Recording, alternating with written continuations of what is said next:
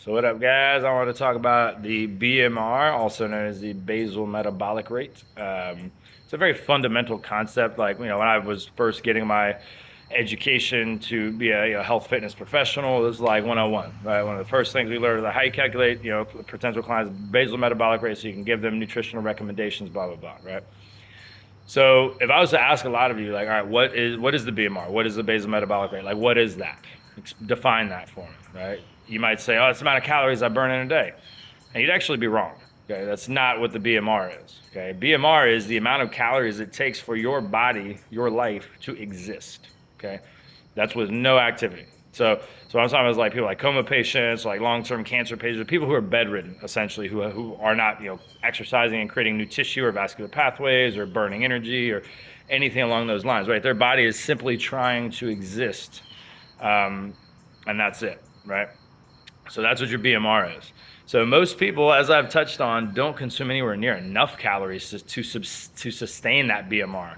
And so what ends up happening is, even though your body's like, hey, we need all these calories to exist, it ends up modifying because you're still not giving it the calories it needs. So it's going to pull from muscle tissue first.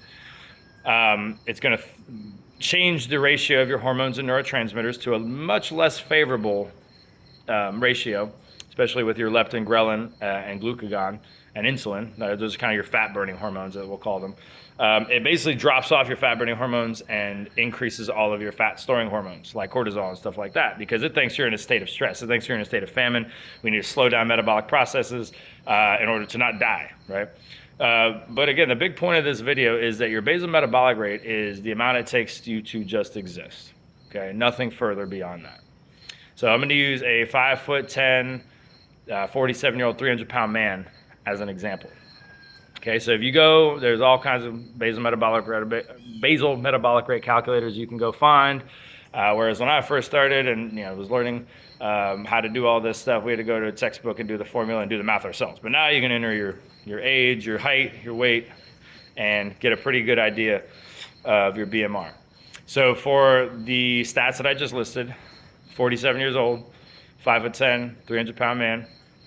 The basal metabolic rate is a little over 2,400 calories, like 24,500, something like that, right? So that's to exist, nothing further.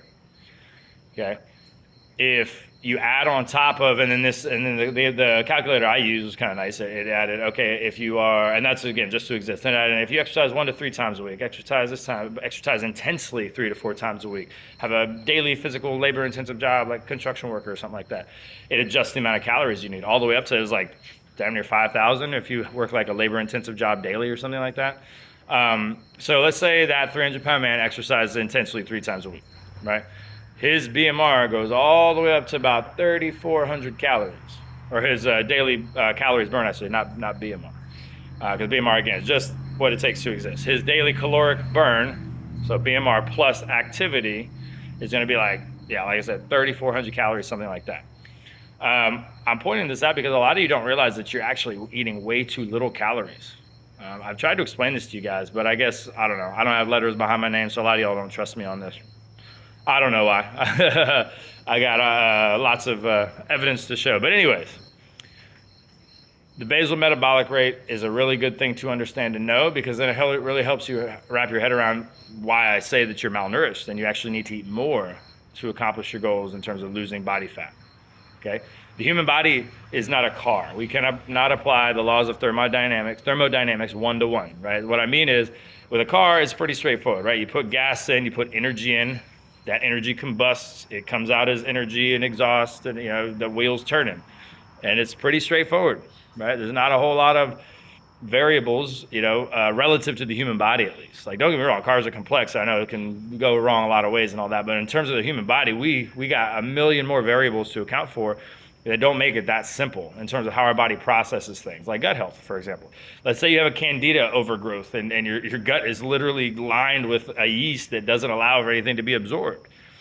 At that point, it doesn't matter how many calories you're intaking, right? Because you're not absorbing a single one of them just about. So you're malnourished, and then your cortisol is increasing. Your body's freaking out because it knows it's not getting calories. So it's going to, again, destroy your hormonal balance, destroy your neurotransmitter function, and destroy your ability to truly thrive, because it's trying to simply exist at that point, okay, and do its best. So anyhow, I hope this illuminates some things. I know it's kind of a long video, but I hope you take the time to watch it and ask any questions you have.